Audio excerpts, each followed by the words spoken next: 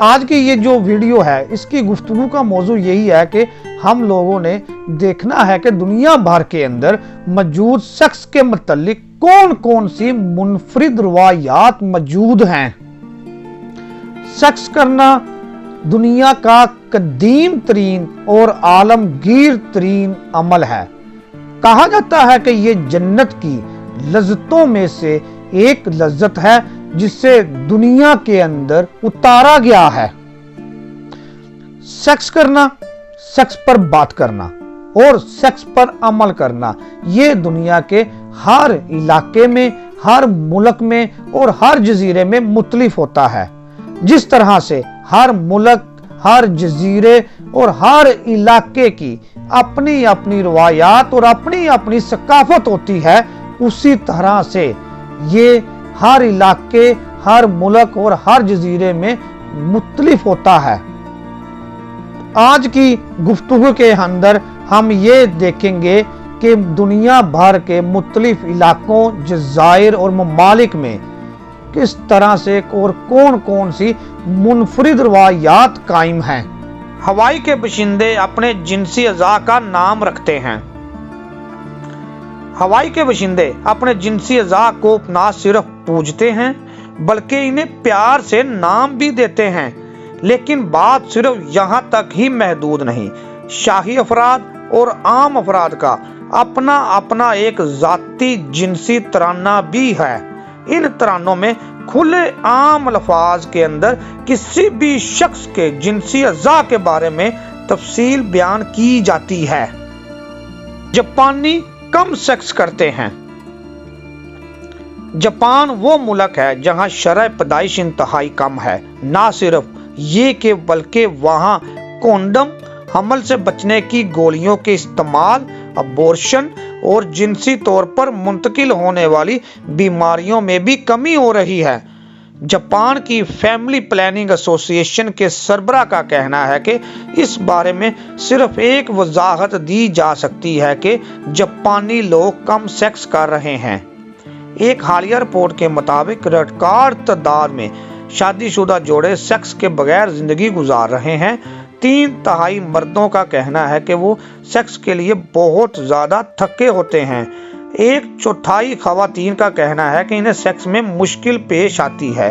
ایک سروے کے مطابق 18 سال سے 34 سال کی عمر کے درمیان لوگ کنوارے افراد کی تعداد میں مسلسل اضافہ ہو رہا ہے اور گزشتہ ایک دہائی میں یہ اضافہ تقریباً 45% تک بڑھا ہے۔ اور جاپانی لوگ ایسے بھی ہیں جنہوں نے کبھی سیکس نہیں کیا ہے۔ جنوبی کوریائی خواتین کا بچوں سے انکار۔ جنوبی کوریا میں ایک اوسط خاتون سے توقع کی جاتی ہے کہ وہ اپنی زندگی میں کم از کم 2 بچے پیدا کرے، لیکن ملک کی آبادی میں توازن قائم رکھنے کے لیے شرح پیدائش فی خاتون 2.1 بچے کی ہے۔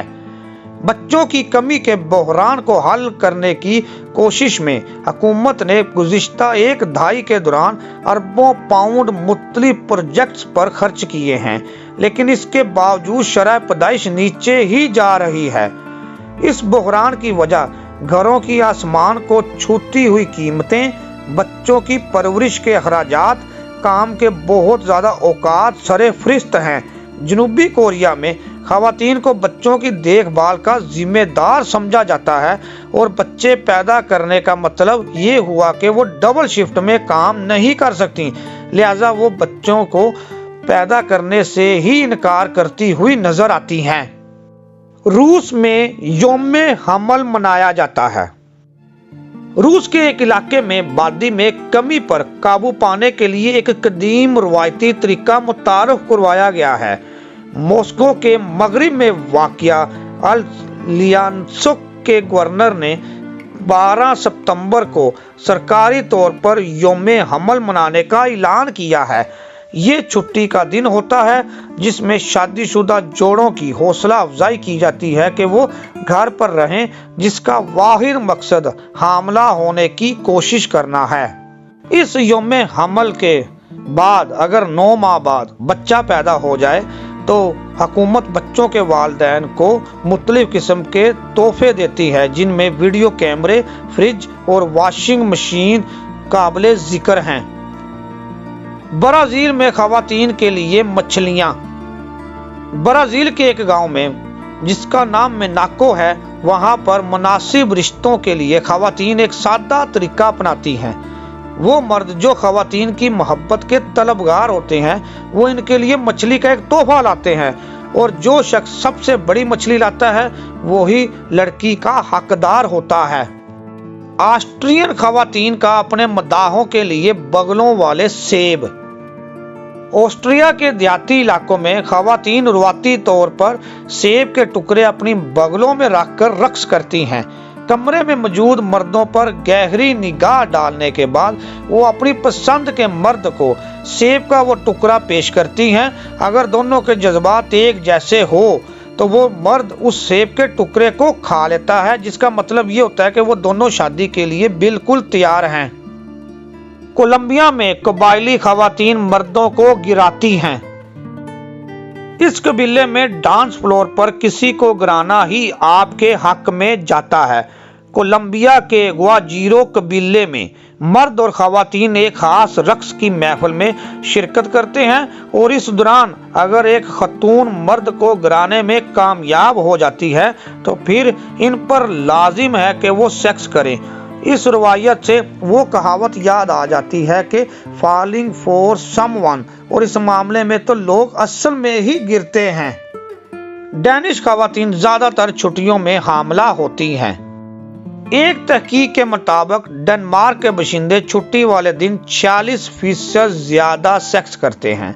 ना सिर्फ ये बल्कि 10% डेनिश ख़वातीन का हमल इस वक्त ठहरा जब वो घर से दूर छुट्टियों पर थीं।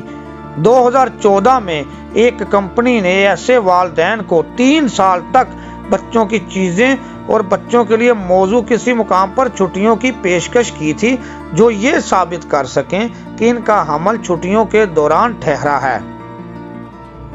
यूनानी सबसे ज्यादा सेक्स करते हैं।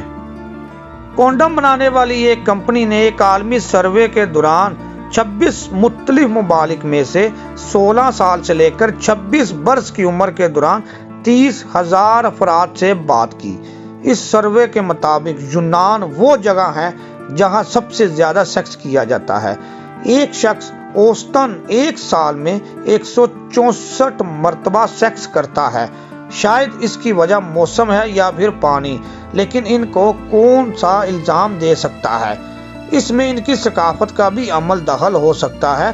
कदीम यूनानी सेक्स के हवाले से खुलकर बात करने वालों में मशहूर हैं।